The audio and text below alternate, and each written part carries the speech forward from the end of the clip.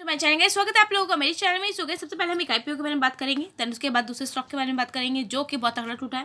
Guys देखिए, crystal integrated का service का आईपीओ जो कि 1 महीने पहले आई थी इसकी न्यूज़, फिर 4 डेज पहले एंड देन कल के दिन इसके बारे में सुनने को मिला।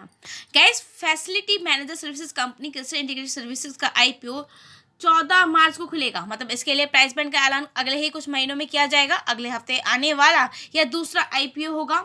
गाइस, इस आईपीओ के तहत 175 करोड़ रुपए के नए इक्विटी शेयर जारी किए जाएंगे, जबकि ऑफर फॉर सेल के लिए उसके जरिए देखा जाता है कि 17.5 लाख इक्विटी शेयर की बिक्री की जाएगी। गाइस, ये इक्विटी शेयर फिलहाल कंपनी के प्रमोटर क्रिस्टल फैमिली के पास है। कंपनी का आईपीओ 14 मार्च को ही बंद हो जाएगा।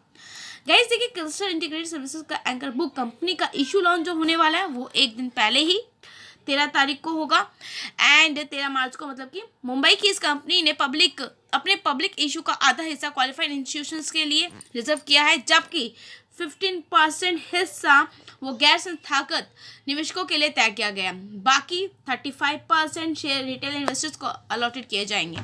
आईपीओ से हासिल रकम का इस्तेमाल कंपनी कर्ज का भुगतान करने, नई मशीनरी खरीदने और वर्किंग कैपिटल की जरूरतों को पूरा करने आदि में करेगी। बाकी रकम का इस्तेमाल कंपनी की सामान्य जरूरतों को पूरा करने में किया जाएगा। Crystal integrated services B2B model पर ऑपरेट करती है एंड फाइनेंशियल ईयर 2023 में कंपनी का नेट प्रॉफिट 33.8 करोड़ रुपये रहा था, जबकि संबंधित अवधि में कंपनी का रेवेन्यू 28% की बढ़ोतरी के साथ 707.6 करोड़ रुपये रहा है। गाइस, मैं आपको बता दूं कि संबंधित अवधि में इसका ईबीटा भी 31.1% बढ़कर 49 करोड़ रुपये हो गया है एंड सितंबर 2024 को जो खत्म इसका क्वार्टर तक कंपनी का नेट प्रॉफिट 20 करोड़ रुपए पे रहा है, जबकि इसका रेवेन्यू 451 करोड़ रुपए पे रहा। क्रिस्टल की अगर आप देखोगे प्रतिस्पर्धा कैसी कॉर्प, एंसिस और अपडेटर सर्विसेज जैसी लिस्टेड कंपनियों के साथ है।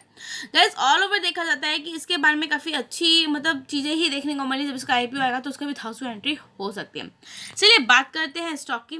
तो गाइस, स्टॉक जिसकी मैं बात करने जा रही हूँ सबसे पहले मैं आपको बता दूँ वो है जेएम फाइनेंशियल, जिसमें आज के दिन 16% की गिरावट देखने को मिली है एंड पिछले 6 महीने में देखोगे तो 15% और एक महीने के अंदर इसमें 25% की गिरावट देखने को मिली है।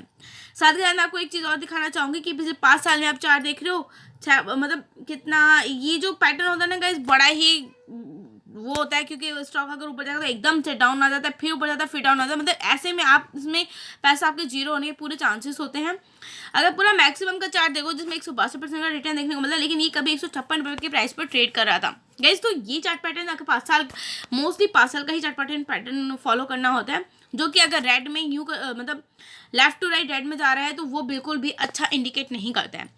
गाइस, मैं आपको बता दूं कि ये भारतीय रिजर्व बैंक की ओर से एक अहम कदम उठाया गया है कि आरबीआई ने अब जेएम फाइनेंशियल प्रोडक्ट को लोन देने पर बैन लगा दिया है। मतलब जेएम फाइनेंस अब वो फाइनेंशियल कंपनी जो लोन नहीं दे सकेगी।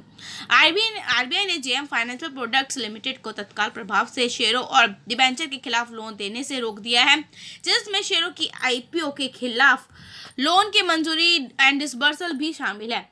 गए साथ के साथ देखने को मिलता है कि आरबीआई ने कहा है कि कंपनी की लोन प्रक्रिया में कुछ गंभीर कमियां देखने के बाद यह कार्रवाई की गई है। इसके साथ ही आरबीआई की ओर से कहा गया है कि नियामक दिशा निर्देशों के उल्लंघन के अलावा कंपनी में प्रशासन के मुद्दों पर गंभीर चिंताएं हैं।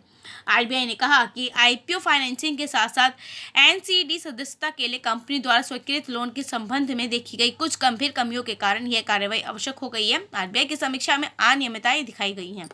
गाइस, आरबीआई ने यह भी कहा है कि आरबीआई ने सेबी के जरिए साझा की गई जानकारी के आधार पर कंपनी की बुक्स की सीमित समीक्षा की थी, जिसके बाद यह कार्रवाई हुई है। समीक्षा के दौरान यह पता चला कि कंपनी ने उधार ली गई धनराशि का उपयोग करके अपने ग्राहकों के एक समूह को विभिन्न आईपीओ और एनसीडी पेशकशों के लिए बोली लगाने में बार बार मदद की है। आरबीआई ने विज्ञप्ति में कहा कि क्रेडिट अंडररेटिंग अव्यवस्थित पाई गई और फाइनेंसिंग अल्प मार्जिन पे किया गया था। आरबीआई ने भी कहा कि मेंबरशिप के लिए आवेदन, डीमैट खाते और बैंक खाते सभी को कंपनी के जरिए पावर ऑफ अटॉर्नी और इन ग्राहकों से उनकी भागीदारी के बिना प्राप्त मास्टर एग्रीमेंट का उपयोग करके संचालित किया था। तो गाइस, चीज़ें आपको समझ में आ रही है ना क्या इसका चल रहा है। एंड अगर मैं बात करूँ उसके एक्शन की तो देखिए ये भी सुनने को मिलता है कि जब जेएम जो फाइनेंशियल कंपनी है ठीक है। इसके अंदर चीज़ें ये भी देखने को मिल रही हैं कि आरबीआई का जो सख्त एक्शन देखने को मिला है, रेगुलेटर ने शेयर्स और डिबेंचर्स के बदले जो लोन रोक दिया है, तो इसके ऊपर इन्होंने आरबीआई ने कदम उठाया। आरबीआई ने यह कहा कि ये रेगुलेटरी नियमों के उल्लंघन के साथ गवर्नेंस का भी मामला है। इस मामले में अब आरबीआई स्पेशल ऑडिट करेगा। रेगुलेटर ने ये भी कहा है कि इस रोक के बावजूद मौजूदा ग्राहकों से कलेक्शन और रिकवरी जारी रहेगी। रेगुलेटर के एक्शन के बाद कंपनी ने स्पष्टीकरण भी दिया है। मतलब कंपनी की सफाई एक्सपर्ट्स का नजरिया देखने को मिलता है। देखिए, आरबीआई के एक्शन के बाद जेएम फाइनेंशियल ने अपनी सफाई में कहा कि कंपनी में गवर्नेंस की कोई दिक्कत नहीं है। आरबीआई की जांच में हर संभव सहयोग करेंगे। कंपनी की लोन देने की प्रक्रिया में कोई गड़बड़ी नहीं है। कंपनी ने नियमों का उल्लंघन नहीं किया है। पिछले 20 साल से आईपीओ फंडिंग कारोबार में काम कर रहा है। आरबीआई के स्पेशल ऑडिट में कंपनी अपनी बात रखेगी, ठीक है, जब ऑडिट होगा। मतलब आरबीआई के एक्शन पर जो भी देखने को मिलेगा उसका अपडेट आप लोगों को मिल ही जाएगा। जैसे कि उन्होंने ये भी कहा है कि निवेशक खासकर मिड कैप और स्मॉल कैप में लेवरेज पोजीशन से निकले। उन्होंने ये भी कहा है कि अगर अपने सीडी और जेडी कैटेगरी के स्टॉक में पैसा बना लिया है तो आपको उसमें से बाहर निकल जाना चाहिए। सबसे ज़्यादा पैसा भी इन्हीं कैटेगरी के स्टॉक में बना है, लेकिन अब पैसा बुक रखने में साझेदारी है, ठीक है। मतलब आप अपना पैसा बुक करके समझदारी आप करके चल सकते हो। हालांकि डिलीवरी पोजीशन में रहें, लेकिन वो अपनी एक क्षमता के मुताबिक ही होगा।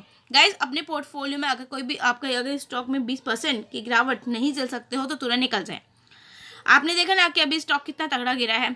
तो इस चीज़ें से देखिए, पिछले 1 महीने भले ही इंडेक्स ऊपर है, लेकिन स्मार्ट मनी धीरे धीरे निकाल रहे हैं। लोग प्रॉफिट बुक कर रहे हैं और उन्हें नहीं पता कि आगे इस सेगमेंट में क्या होने वाला है। चीज़ें आपको आई होप समझ में आ गई होंगी। तो मैं आपको यही कहूँगी, खुद से डिसीजन लिए और स्टडी करें, चेक करें, तभी इन्वेस्ट करके चलें। सो गाइस, मिलेंगे नेक्स्ट वीडियो में। Bye guys, thank you. Channel को लाइक और सब्सक्राइब करना मत भूलिएगा।